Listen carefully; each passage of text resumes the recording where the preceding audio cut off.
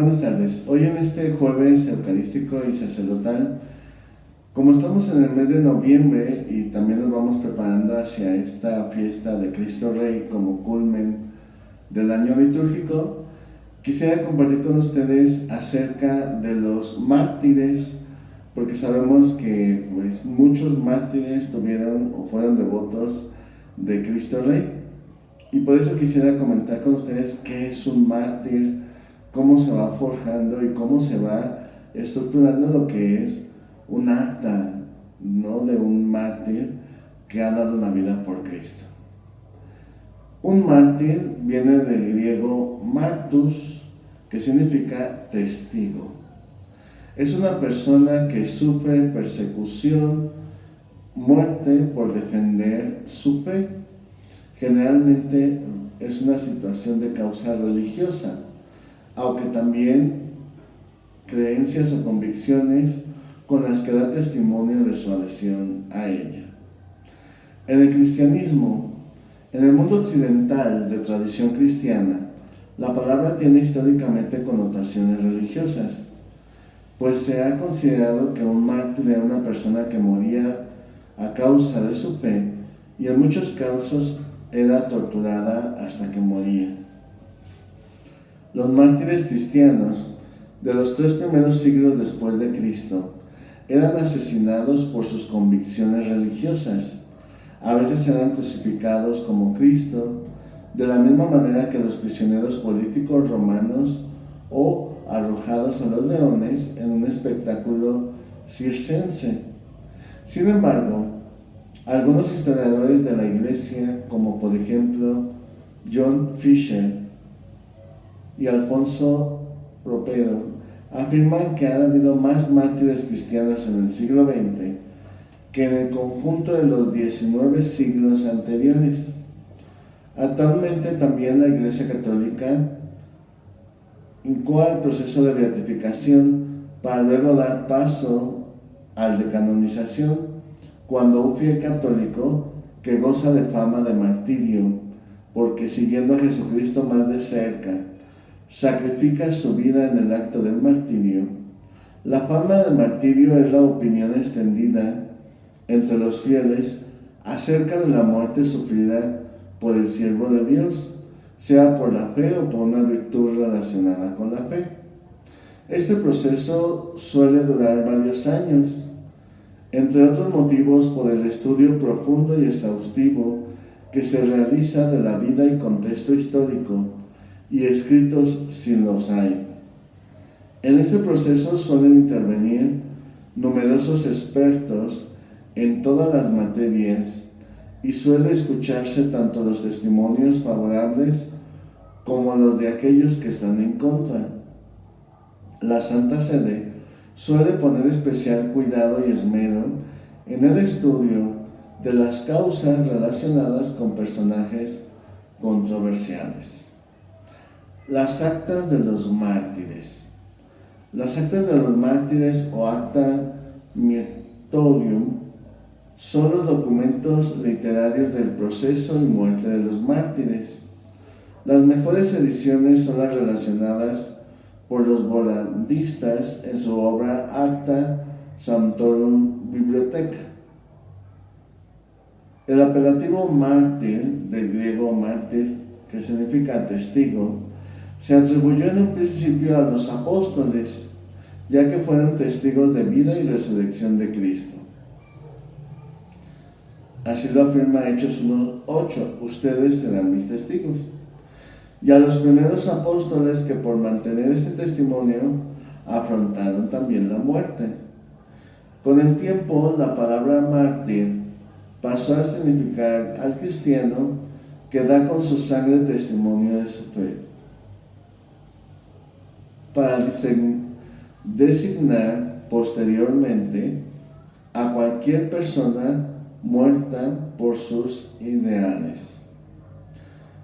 La expresión de acta martirium en sentido genérico se aplica a todos los textos narrativos de la muerte de los mártires, pero posee un significado más restringido y preciso.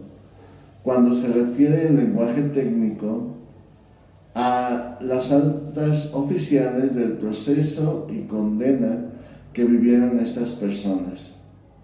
Tales actas eran estenografiadas y transcritas por los oficiales de Cancillería del tribunal para ser conservadas en sus archivos. Por esta relación con el tribunal del procónsul se denominaron también proconsulares. Una vez introducida esta distinción, la denominación de acta queda reservada para los procesos verbales, por ejemplo, acta martyrum scitolarum, mientras que a los restantes relatos referentes a los mártires se aplica el término passio en todas sus diversas formas. Semejante distinción queda igualmente justificada por la diversidad de la finalidad y carácter de ambas clases de documentos. Las actas están desprovistas de todo carácter hagiográfico, mientras que las pasiones se caracterizan por su finalidad y sentido religioso, incluso edificante. Es necesario añadir, sin embargo, que en el grupo de las actas van incluidos algunos textos que contienen partes narrativas ajenas al proceso verbal, pero de un valor documental e histórico equivalente. De todos modos, el grupo de actas conservado es muy reducido, apenas una docena de fragmentos, de manera que la mayoría de los textos narrativos acerca de los mártires lo constituyen las pasiones. La escasez de actas oficiales y documentación directa ha sido objeto de polémica. Las antiguas comunidades cristianas tuvieron un gran interés en conservar el recuerdo de los mártires, como prueba las noticias referidas en el relato del martirio de San Policarpo, número 156, cuyo recuerdo se veneraba anualmente en Esmirna. San Cipriano solía recomendar a sus clérigos que tomaran nota detallada de la muerte de los mártires. Estos valiosos testimonios son también las noticias más antiguas sobre el culto a los mártires. De acuerdo con lo que se conoce hasta hoy, no hay una idea precisa acerca del grado con que los cristianos acostumbraban transcribir las actas, en el grado en que los cristianos lo ponían sin duda y muy probablemente que algunos de los cuales eran testigos presenciales de estos martirios. Del mismo modo que el notarius del tribunal y lo entregaran a la comunidad para que conservara en los archivos de la Iglesia estas actas. Esta hipótesis parece ser formada o confirmada por los detalles y anotaciones que se leen en algunas actas referentes a la actitud y reacciones del juez o del mártir, y que parecen interrumpir el rígido formulario del protocolo. Por otra parte, no resulta fácil para los cristianos obtener copia de los procesos verbales que se guardan en el archivo preconsular, por lo que en esas ocasiones había que pagar fuertes sumas de dinero. No se ha conservado antecedentes que permitan saber si la Iglesia de Roma, que tenía organizada una sección de notarios, asumió la iniciativa de recoger las actas de los mártires y poder ordenar todas ellas en una forma y manera en que pudiéramos tener testimonio de lo que sucedió durante esos años en que fueron perseguidos a causa de su fe. También Julio Africano realizó una tarea semejante, por lo que a Roma se refiere. La información acerca de otras comunidades es todavía más incierta. De todos modos, la escasez de este tipo de documentos puede explicarse en parte por la destrucción ordenada por Diocleciano en el año 303 de los libros sagrados existentes en las iglesias y que había afectado igualmente a las actas. No existen vestigios de que las iglesias se ocupasen después de restaurar el patrimonio de los textos hagiográficos destruidos. Los acontecimientos seguidos posteriormente, como invasiones germánicas de Occidente durante el siglo V y VI, es posible que hayan consumado la pérdida irreparable de los escritos aún conservados. División y clasificación de estas actas de los mártires. Dada la enorme cantidad de textos y de lo heterogéneo de su origen, autoridad y valor, los críticos han propuesto una clasificación para orientar su estudio. Se ha observado en primer lugar una clasificación de los textos basada en el criterio de autenticidad del mártir o legitimidad. También otro elemento importante fue poderlo hacer en cuanto que su culto no resulta válida ni útil. Carece de valor igualmente una clasificación basada en características extrínsecas, como la que divide los documentos hagiográficos en acta passione, en acta, también referida a la miracula, translaciones y también otros documentos relativos a las exigencias de la clasificación en dos grandes grupos contemporáneos y documentos posteriores, puesto que nada expresan acerca del valor y del documento. El criterio más seguro es el indicado por Portier. Según este criterio, se establecen 6 grupos de actas. Primer grupo. Comprenden los procesos verbales contenidos en las relaciones oficiales, procedentes de los archivos proconsulares o transcripciones directas. Son la Acta Cipriani, por ejemplo. 2.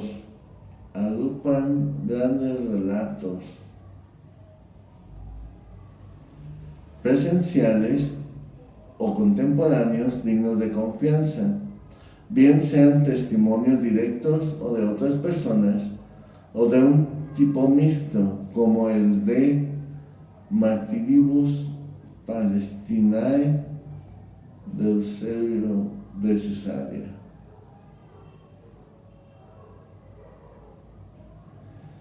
Otros grupos son los que contienen narraciones de las que se puede extraer una información o documento de uno de los dos grupos precedentes, como el Manelogium o Simón Metafraste. El 4 abarca todas aquellas letras o relatos que tienen una base histórica, a excepción del nombre del sepulcro y del culto a del mártir, como la Pasio o Felicitatis. El número 5 lo componen las historias puramente fantásticas, auténticos productos de la imaginación, como por ejemplo la Passio de San Cipriani. Agrupan narraciones de carácter legendario, se falsifica la verdad histórica y pueden definirse como falsas.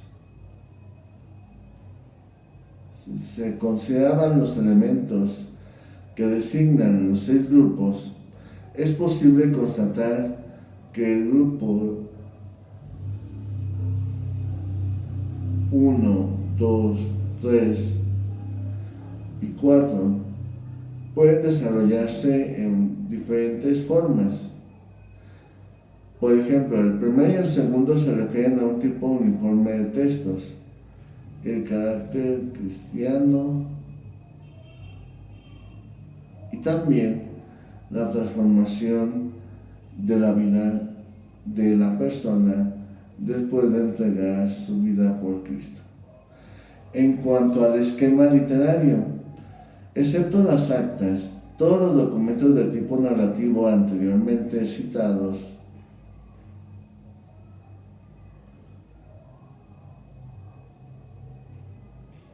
desde que ofrecen un punto de vista literario, caracteres comunes, por ser todos fruto de una elaboración y proceso compositivos propios de la literatura geográfica.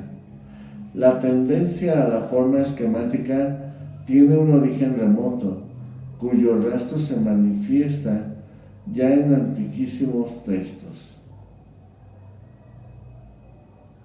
Por ejemplo, en este tema, el mártir que imita a Cristo aparece ya en los primeros escritores cristianos. Y también, cuando posteriormente, a partir del siglo IV, se llega a fijar en las propias del género de las pasiones. En primer lugar, se han conservado el tono jurídico del proceso criminal romano de las primeras actas. Es decir, que en las actas de los mártires aparece más que un género literario en el cual poder ser narrativo, era todo un proceso jurídico que seguían los mártires antes de entregar su vida. De ahí el que la mayor parte del libro de Pasiones hace referencia a este modo, mostrando así cómo, en más de una ocasión, las actas perdidas realizaron la función de fuente. La fórmula introductoria de la fecha consular de las actas conserva la indicación del emperador, gobernador o procónsul, aun en los casos históricamente erróneos. Las frases del procedimiento, arresto, comparición, interrogatorio, tortura, sentencia y suplicio se conservan históricamente y está registrado tanto el juez, el magistrado y el verdugo. También, sobre un esquema semejante, se desarrolla el proceso evolutivo de las pasiones a lo largo de los siglos IV al XX, con sucesivos enriquecimientos y perfeccionamientos formulares, incorporando inclusive fantasías, lugares comunes y errores debidos tanto a la ignorancia como a la ciega piedad de los hagiógrafos.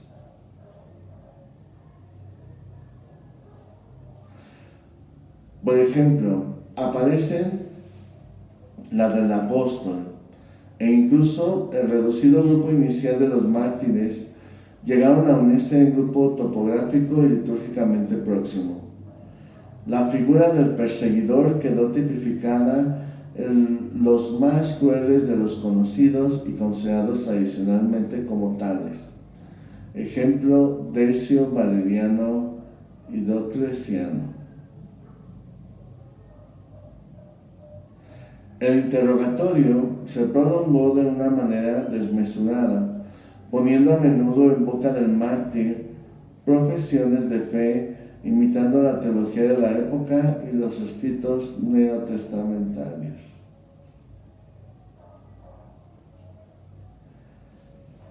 Se hacía pronunciar al mártir discursos polémicos, plagiando el contenido de otras obras, generalmente escritos apologéticos dirigidos a los paganos o contra las herejías.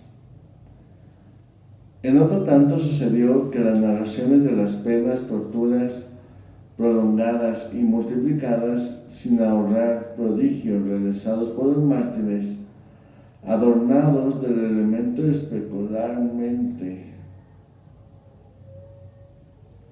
Hoy precisamente podemos encontrar diferentes formas en que se fueron recopilando todas estas actas. Prescindiendo de las primeras colecciones de acta, incompletas y que ya se consideraban perdidas, se puede afirmar que el primer compilador fue Eusebio de Cesarea, de quien se conoce el título escrito, y también consideradas por los actas de mártires en Palestina. Esta era la única recopilación conocida en Roma durante el siglo VI, en tiempos de San Gregorio Magno, según informó el Papa mismo al obispo y al patriarca de Alejandría, Eulogio, y que le había perdido documentación acerca de las colecciones de los mártires. Casi al mismo tiempo se iba formando el gran martiriológico llamado Jerominiano, con las conmemoraciones de todos los mártires que agrupaban los martiriologios más antiguos de la Iglesia. Este hecho es importante porque la compilación de muchas de las pasiones está íntimamente relacionada con este martiriologio, que le sirvió de punto de partida. Más tarde, paralelamente a la divulgación de las narraciones de los mártires, se sintió la necesidad de sintetizarlos en relatos sucintos, englobándolos en los martiriologios más conocidos en aquel entonces, los compuestos por San Beda el Venerable en el siglo VIII y el Floro de León de Adón y Usarla del siglo IX. Esos tuvieron a su disposición los datos de las pasiones y la adaptación a la conmemoración litúrgica del calendario. Algunos de ellos, especialmente Adón, no tuvieron ninguna preocupación crítica y usaron los textos sin valorarlos, confundiendo y deformando datos y noticias. Algo parecido sucedió en la Iglesia Oriental, donde las numerosas actas de mártires se recogieron de forma abreviada en los libros litúrgicos, por ejemplo de los santorales, y en los que se introdujeron para cada día de los 12 meses del año una cita acerca de la vida y del martirio del santo. Lo mismo sucedió en los menologios, divididos también en 12 volúmenes, correspondiendo a los 12 meses del año. En ellos las actas de mártires vienen sintetizadas en una forma más extensa que los precedentes. No puede olvidarse el de Simón en el siglo X, que leyó y transcribió fragmentos de antiguas actas, dándoles una mejor forma literaria, para lo cual cambió y adaptó las diversas partes del original. La obra ha prestado un valioso servicio a la geografía al salvar diversos textos posteriormente extraviados. En cuanto a la crítica geográfica, Podemos decir que a partir del año 1882 se fueron formando las actas que hoy conocemos como actas de los mártires, donde podemos encontrar el proceso jurídico que siguieron, la condena, el martirio y también la fecha en que se realizó este martirio. Y así aparecen después, posteriormente, en el calendario litúrgico que nosotros conocemos. Por eso la vida de los mártires, tanto a lo largo de toda la iglesia, de la historia de la iglesia, podemos encontrar que fueron de diversas condiciones, estados, edades y también situaciones que les llevaron a defender su fe. Que al conocer la vida de estos santos mártires nos ayude también a nosotros a buscar conocer nuestra fe, formarnos en ella, para poderla defender, no solamente con nuestra vida, sino también dando testimonio con nuestra palabra, expresando nuestra confianza en Cristo, Rey del universo. Que pasen buena tarde y que Dios los bendiga.